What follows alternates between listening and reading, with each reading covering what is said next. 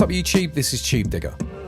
In this video I'm going to use Ableton Live to represent the equivalent facilities that we've got in MPC when it comes to sequences, tracks and programs.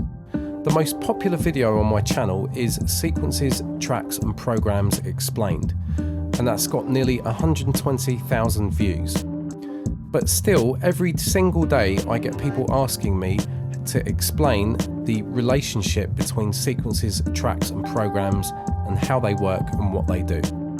So in this video I'm going to use Ableton to demonstrate the equivalent facilities that we've got in a traditional DAW such as Ableton, Logic, Reaper, etc.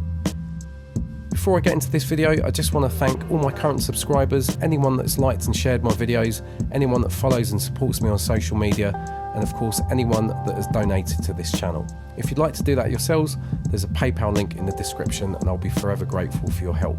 I'd also like to thank all my current patrons on Patreon.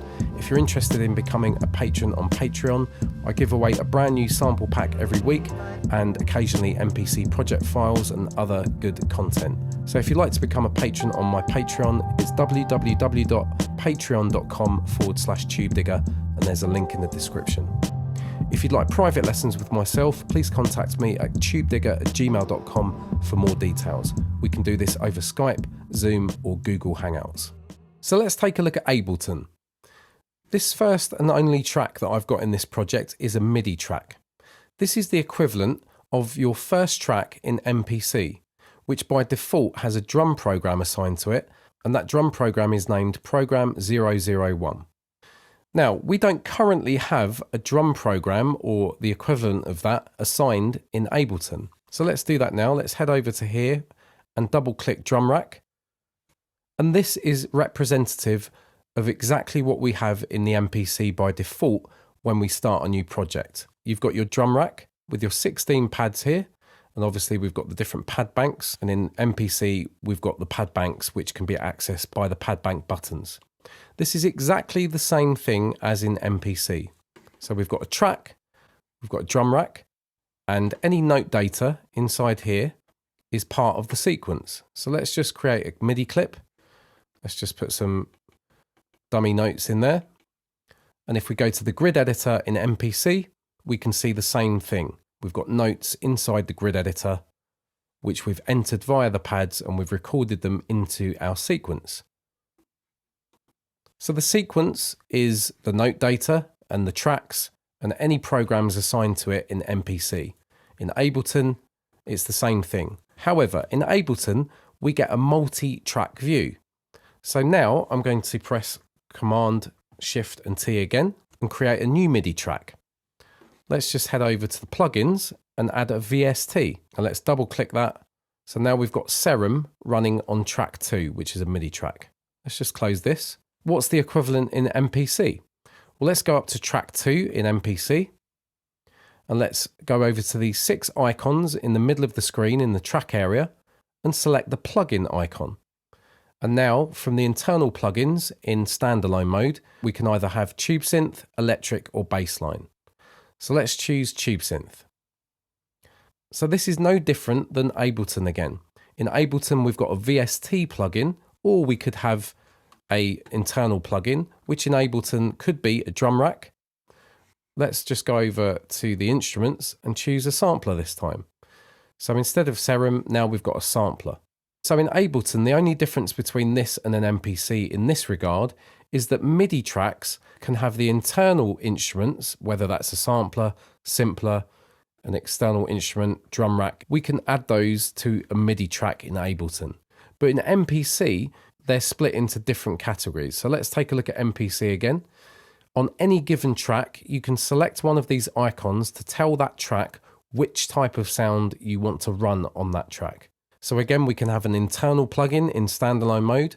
In controller mode in the MPC, we can add VSTs, but it's the same thing again. Plugins are plugins, whether they're the internal plugins of the MPC, which are tube synth, electric, or bassline. But in Ableton, Logic or another DAW, a MIDI track can accommodate several different types of plugin instruments, whether they're VSTs or internal ones that come included with that particular DAW. Now I'm going to press Command and T and create an audio track in Ableton. In MPC, this is exactly the same thing, but on the main page in MPC, we just have to press the audio button to access audio tracks in the MPC. Then we press edit audio and we can load a particular audio sample or audio file onto the timeline in MPC for audio tracks. And that's exactly the same thing as going over to my hard drive here, and let's just drag in an audio file onto the audio track. Again, we're getting a multiple track view in this DAW. We don't have that in MPC, and that might be where people are getting confused. In MPC, you have to use the plus and minus symbols, or be focused on the track area and use your data wheel to scroll up and down the available tracks. And in MPC, we've got up to 128 tracks. So let's just reiterate what sequences are in MPC. Sequences are the sum of all the tracks and the note data on each of those tracks, and that's what a sequence is.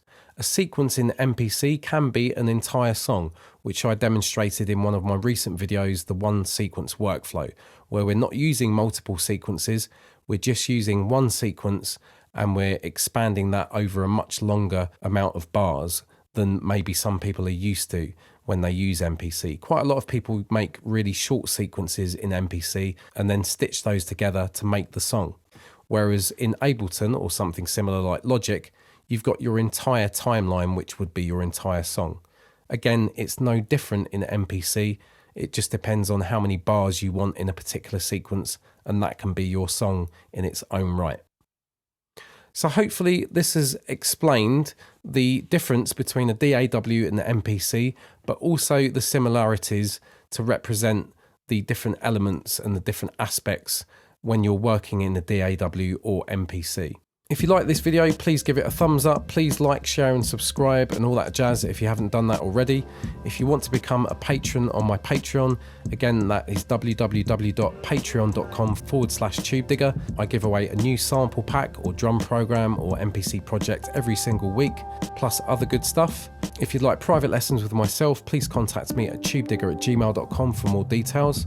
And if you'd like to show your appreciation for what I do on here and donate to this channel, there's a PayPal link in the description. Thanks a lot, and I'll see you on the next one. This is Tubedigga, and I'm out.